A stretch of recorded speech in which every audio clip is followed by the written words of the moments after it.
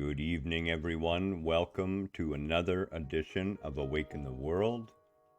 Tonight, Saturday, Boxing Day, the 26th of December, Contemplations for a New Beginning. Very fitting given the year and the time of year. You're here, of course, with your host, the Toothless Tiger, still for another good 10 days or so, I imagine, maybe 2 weeks. And it is 6 p.m. Pacific Standard Time. And hi, how are you? Good evening. I hope you had a wonderful Christmas day. I hope you're here and that you made it through it okay. As always, allow me to express my love for you, my infinite, pure love for you that needs nothing in return. You know, what a gift when you fully understand that you are free to love and that there's nothing you need back, that you are the source of love. And when you allow that love to flow from you freely, you will experience it in infinite abundance within yourself. So, what are we going to talk about this evening? Well, I wanted to touch base and give a few sort of ideas to consider. Not only for a new beginning that the new year represents and that we are offered literally in every single moment of our existence,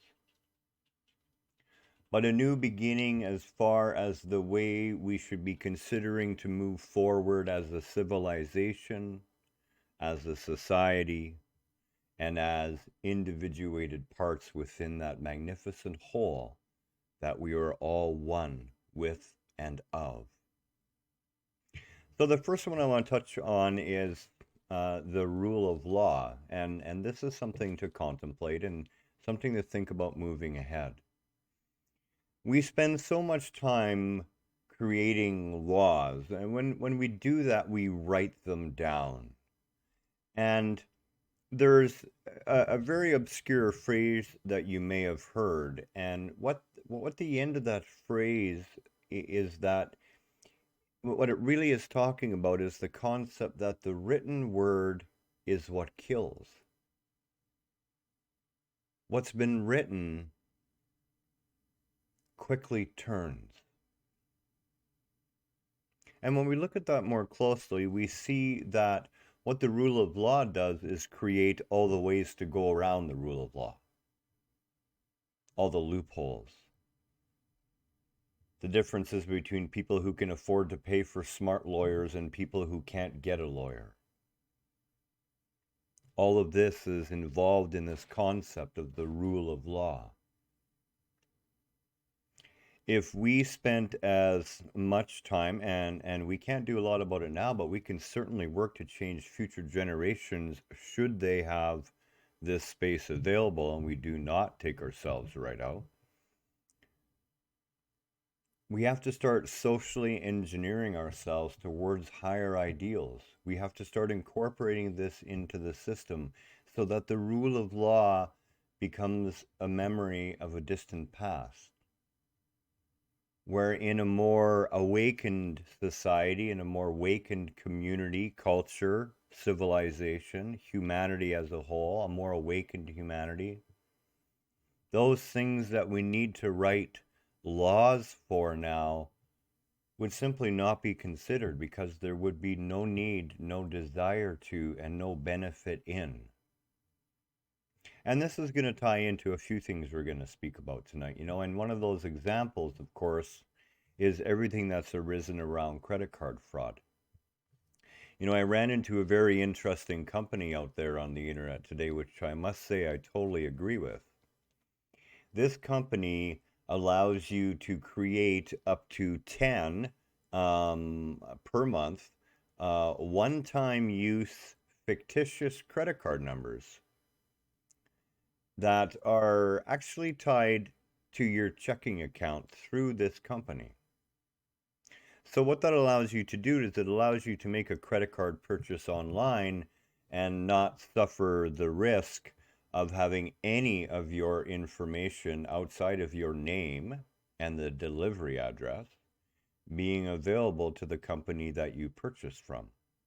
That fictitious credit card number that you make up is given a one-time use key, and it will function one time and get accepted as a credit card one time, and your checking account is immediately debited that amount. So it cannot be abused.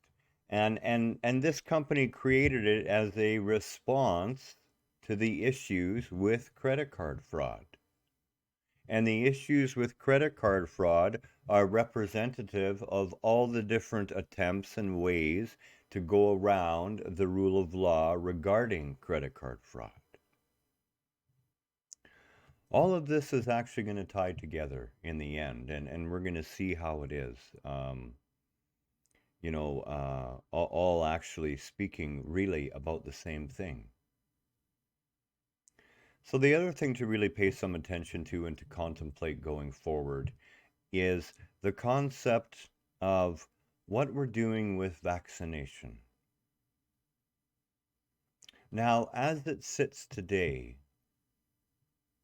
governments around the world are buying vaccinations from the capitalist companies that are producing them. This allows those companies to produce the vaccine only at a rate that they are able to within the bounds of what they have for production. And it also brings about ridiculously huge profits in exchange for life. If those vaccine formulas that are functioning so well, and these companies have made their money already. If they were made free to the world and everyone could produce them and everyone could benefit, we could end this pandemic within 30 to 45, maybe 60 days at the most. But that's not going to happen, and we really have to ask ourselves, are we willing to continue in a society where profits are put over people, where profits are put over people's lives, their well-being, their existence here? I commented today, Kelly and I have been watching, as we typically do, in little 10 to 15-minute bits and bites, a movie with George Clooney, and he's one of the few people left alive on the earth. There's been some sort of radioactive accident, some release into the air, and he comes across a plane crash, and there's a man who's suffering from radiation burns and is clearly dying, and the man is laying there, and he wants George Clooney in the character role that he's in to take his life. He wants George Clooney to kill him, to end the suffering. And I commented to Kelly because, of course, George Clooney hesitates. He struggles with the concept of doing so. And I said to Kelly, I said, isn't it so interesting that we support soldiers and we support going to war when necessary, and we support killing others who don't want to be killed? And yet when somebody asks us to kill them as an individual or as a society, we can't do it, or we hesitate. We struggle with the concept. I think it's high time we begin to look closely at our ideals and take what this pandemic has offered us as a gift. The ability to see writ large and immediately the vast and disproportionate difference between those who have and those who have not, and those who have far more than they would ever need. Millions of people struggling for food right now. Why? All of this, everything we've been talking about, all points to the same thing.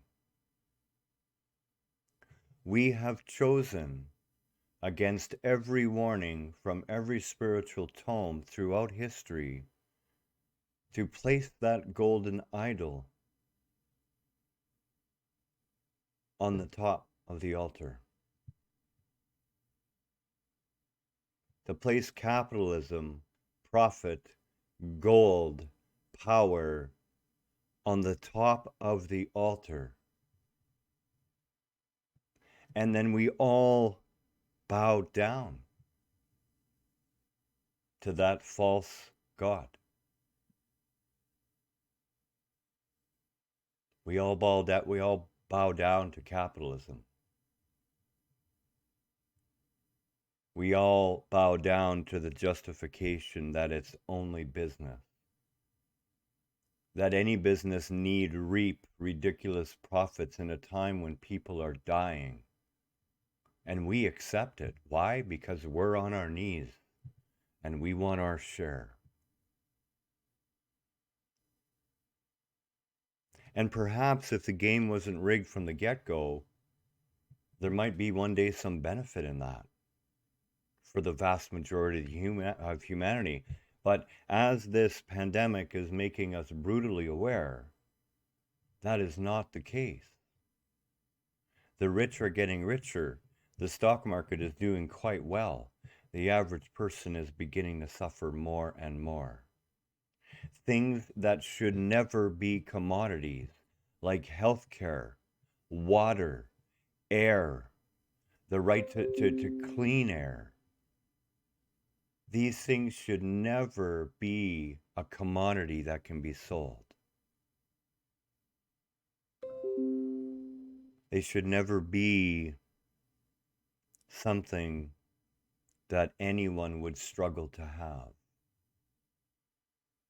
The right to housing, the right to food, the right to dental care.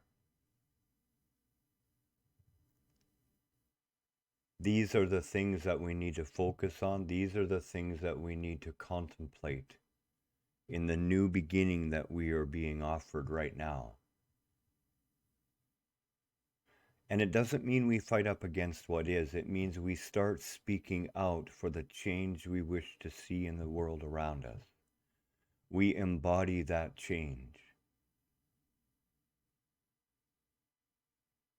As individuals and as societies and as a civilization, we must turn away from this false idol that we've placed on the altar. We must turn away from capitalism. We must turn away from the concept of profit as being the driving reason to do anything. And turn again as a whole towards a sheer love of what you do as being the only driving force. We live in an abundant world where everyone can have what they need, where families can share luxury items and share in the maintenance and share into the things that go into holding one of those items. You know, in the summertime, Kelly and I would go kayaking and we would notice that there would be hundreds of boats parked in the marina, and rarely did any of those boats ever move. And when you consider how many people live there, you know, you realize maybe 10 boats would have actually been enough for everybody. It does look like we're experiencing some connection problems with Facebook tonight, and I really do apologize. This is being recorded, and we are going to get it out on YouTube and then share the link, and that'll happen relatively quickly. The simple point of this video is this. In every moment of every day, but especially right now, we are being offered the ability to shift ourselves. We are being offered new choices. And we have the opportunity to take ourselves and everyone with us in a totally new direction for all of humanity's sake. Much love to you this evening. Again, I apologize if this is cut off for you. It will be coming back via the YouTube as soon as I get a chance to upload it. I want to say a very Merry Christmas and a very happy Boxing Day to you. I hope you're at peace right now. I hope you're taking some time for yourself, as I am, to just be at peace, do what you love, be with those you love if you have the opportunity, and if not, simply love those around you. Namaste and good night. We'll speak again very soon.